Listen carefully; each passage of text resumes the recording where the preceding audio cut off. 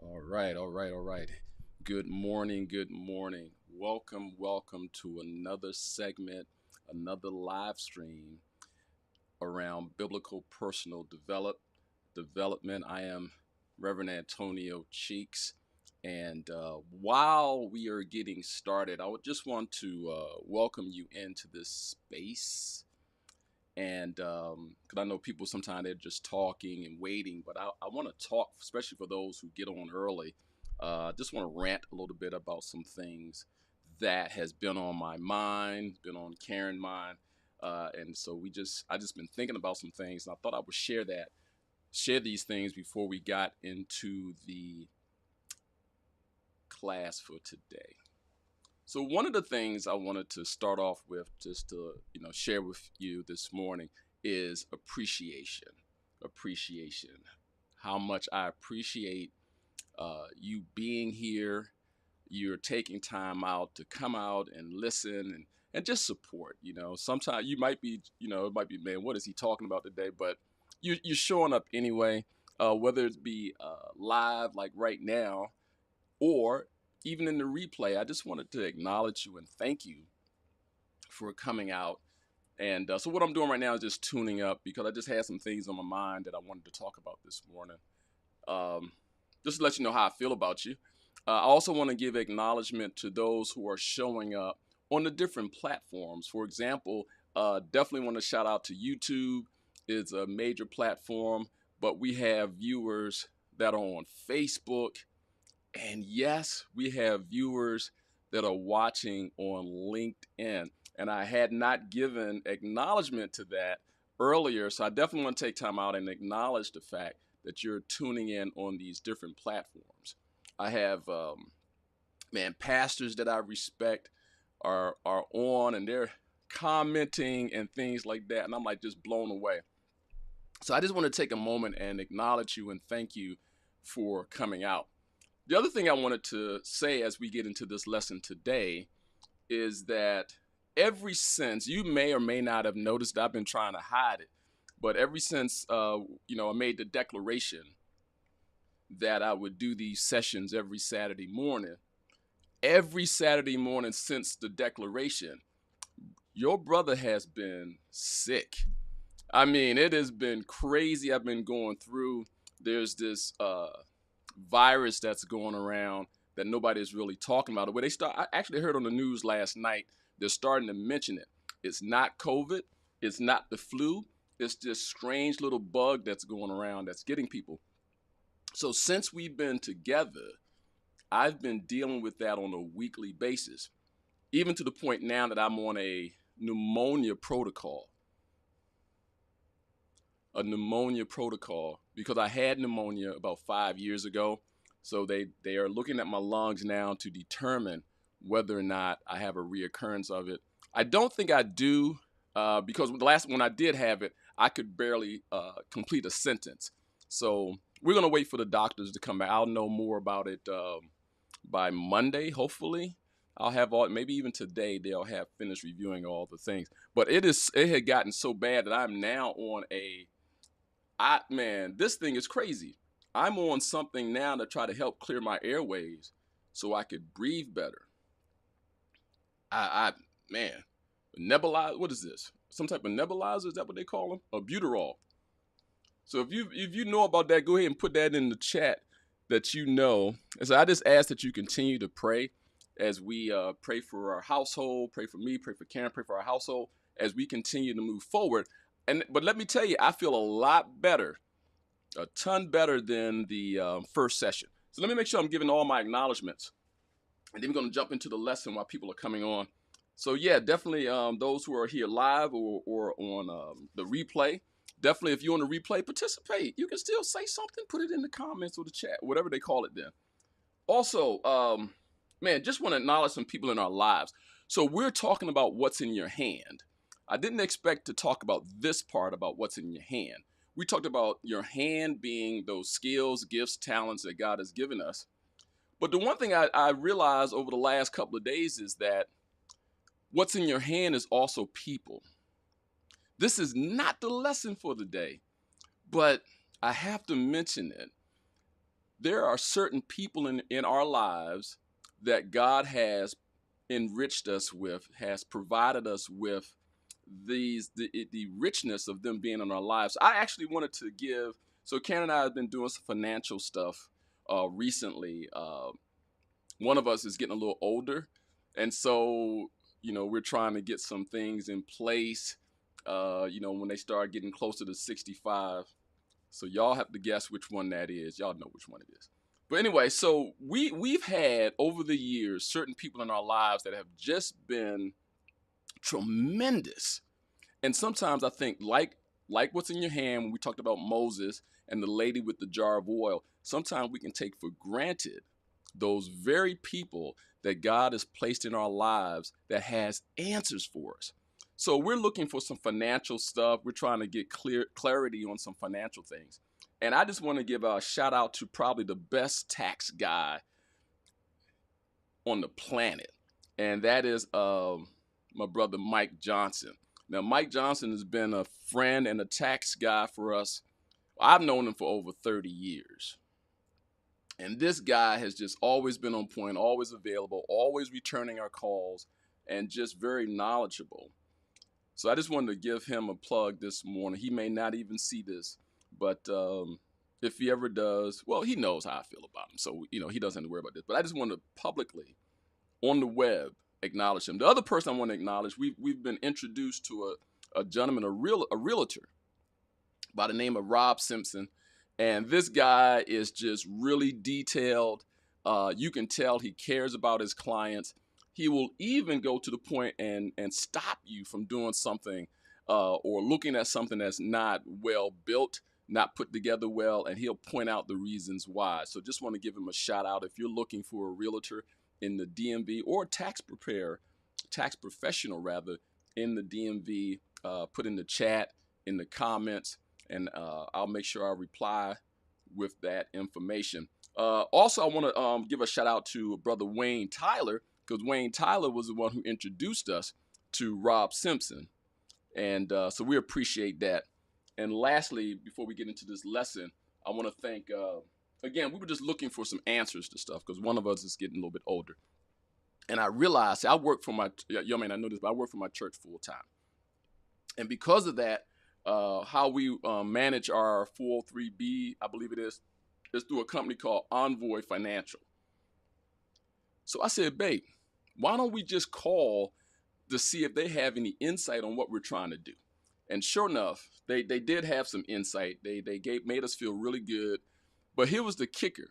At the end of the call, the gentleman on the call said, before you go, can I pray for y'all? What is it can I pray for you about? And we were both like, what? And that was just so cool for us. It may not be for you or other people, but for us, to end the call like that was just amazing.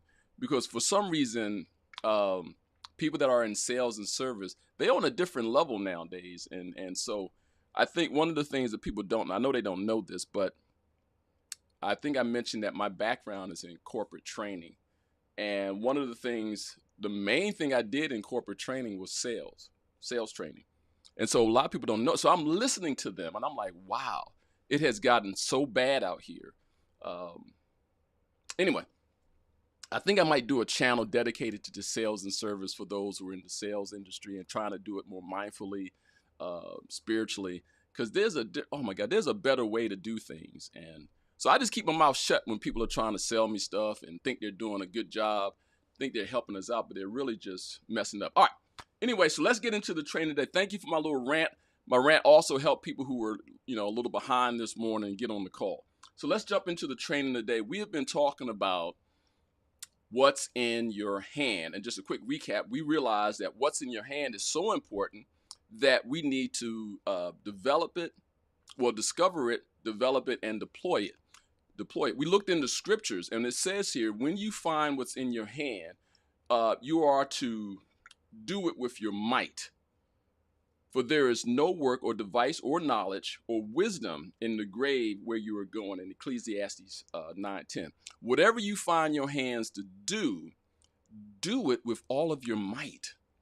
We looked at Moses. Moses had a staff in his hand. Moses had gotten so comfortable with the staff because he was using it every day. He did not realize that it had value to it. So when God asked, "What's in your hand?" he said, "Just a staff."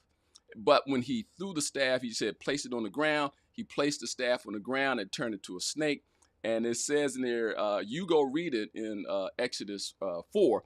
You go read it, and it says that Moses ran from the serpent or the staff.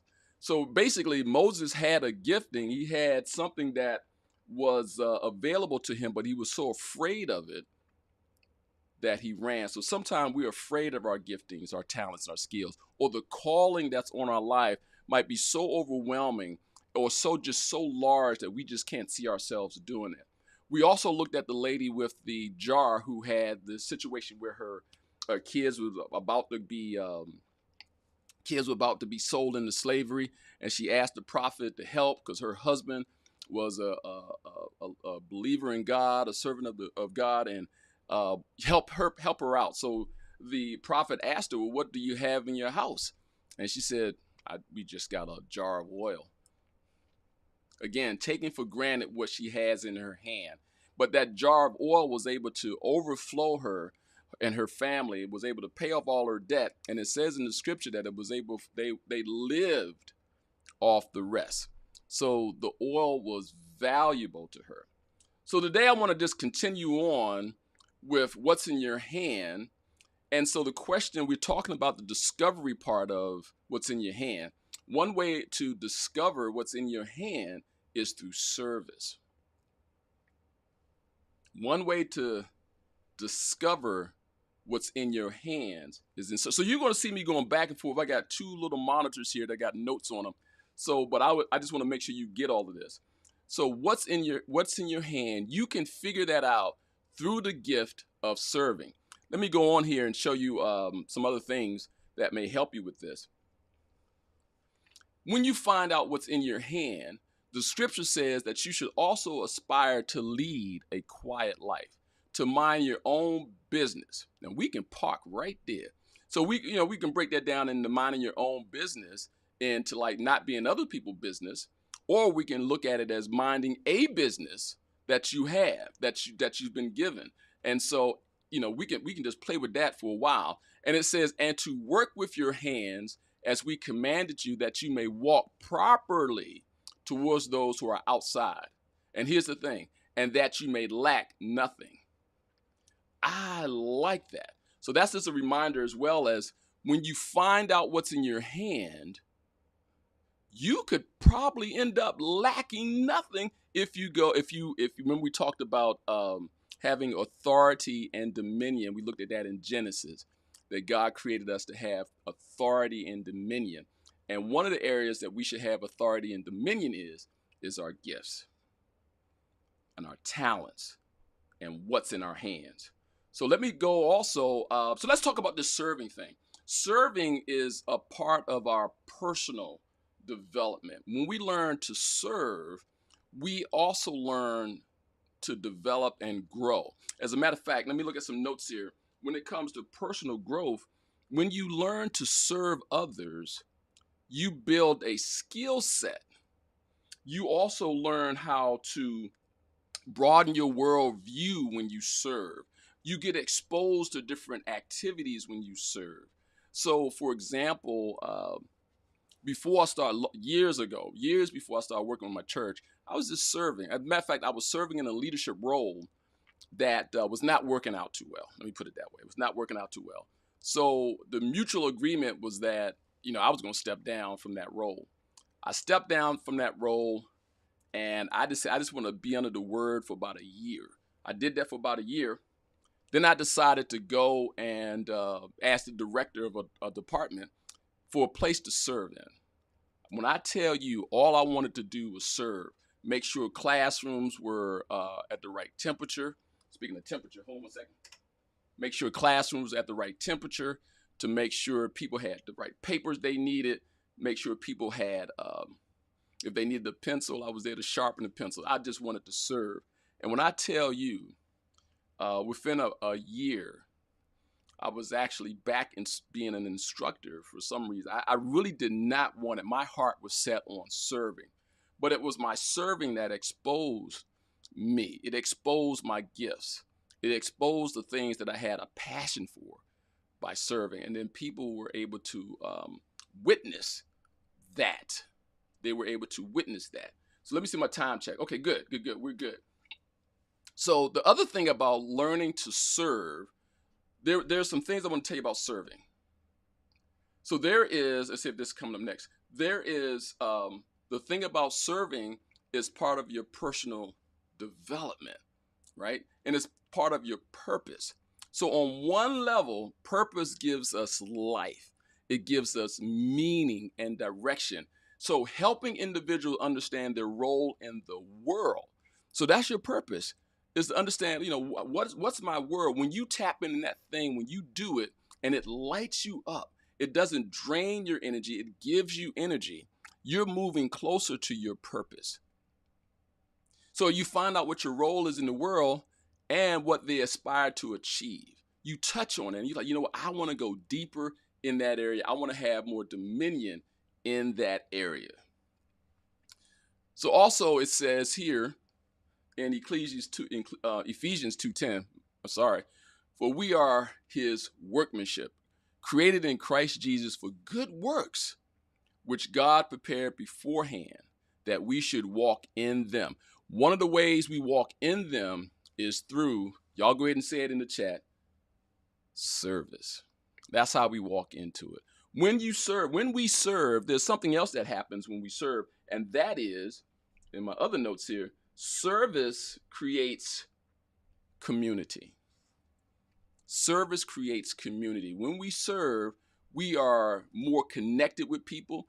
You probably heard this in your organization or church, whether it be ministry or the marketplace, that 80-20 rule. No matter how large the organization is, only 20% of the people are doing the work. So when you serve, you become part of a really good community. Why is that important? They say, they say that we are so connected now with technology. Never before have we been so connected, but more people feel so alone than ever before. Years ago, we did what they call a focus study or a small class around #struggle. It was a book by Craig, I keep saying his name wrong, Craig Groeschel.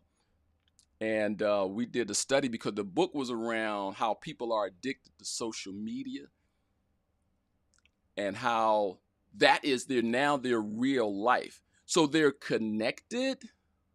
They're connected with people, but they're disconnected more because these are not real people. They're not making any meaningful connection. So when you serve, I'm ranting there, but when you serve, you get to find community. Community, let me see if I have anything under community. You get to connect with like-minded people. It's relationships that are built. It creates community. Also, it creates other opportunities. Yes, when you serve, you don't know who you're going to run into that is also serving or volunteering in a particular area. It could be a CEO of a company. It could be a president. It could be an HR executive. And you, in your serving role, might just be the fit that they're looking for. You might be the fit that they're looking for. So I like some things that I have here. There's a quote here that I love by one of my favorite motivational speakers. He is not with us any longer, but just made an impact. He launched a lot of other speakers, and a lot of us, I said us, a lot of us aspire to be like him. And he had this quote that always stuck out to me. He said, "You can have everything in life you want if you help enough other people get what they want." That is so powerful. It speaks directly to the power of service. Even in sales. Now, I think I'm going to have to do a sales channel. And if you're interested in something like that, y'all put that in the comments in the chat. Even if you're looking at this in the replay, just let me know what you think about a dedicated biblical sales channel. Because, man, these people are getting crazy nowadays. But he said if you help enough people get what they want, you will have everything in life you want.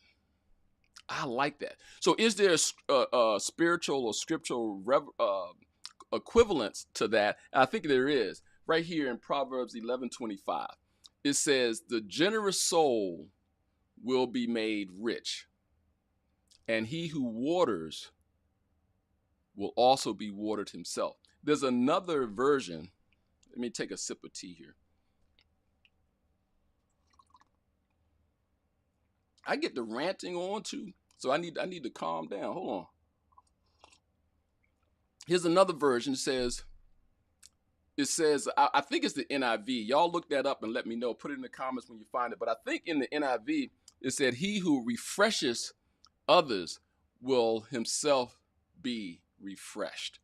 So there's a benefit to your spirit, to your soul person, for serving others, to being generous to others, to being a go-giver and not a go-getter. Did y'all get that one? A go-giver. Y'all put that. If y'all got that, put that in the chat. Put that in the comments of the chat. And again, if you're listening to the replay, you can participate. Go ahead. Don't be selfish. Put it in there. People want to hear from you. So that is very key. If you want to be successful, because it says a generous soul will be made rich. And whatever rich means for you. It could be rich in family, rich. For me right now, I know what rich means. Rich in health. So whatever rich means to you, you can have that when you water others, when you refresh others. You will also be, my brother and sister, be refreshed. I'm gonna give a shout out real quick to Karen Cheek. She is in the comments like a bandit. Thank you for doing what you do. So yeah, let me make sure I'm covering everything here. Let me go back to some notes. And again, we're just having a good time this morning. We're still talking about what's in your hand. And in the discovery part of it, you can discover what's in your hand. If you're like, well, I don't know what God has given me to do.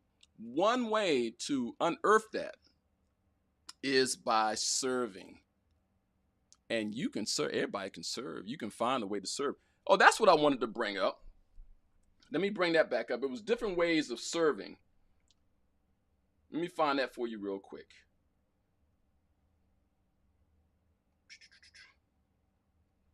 Yeah, it was different ways of serving, like community service, mentoring.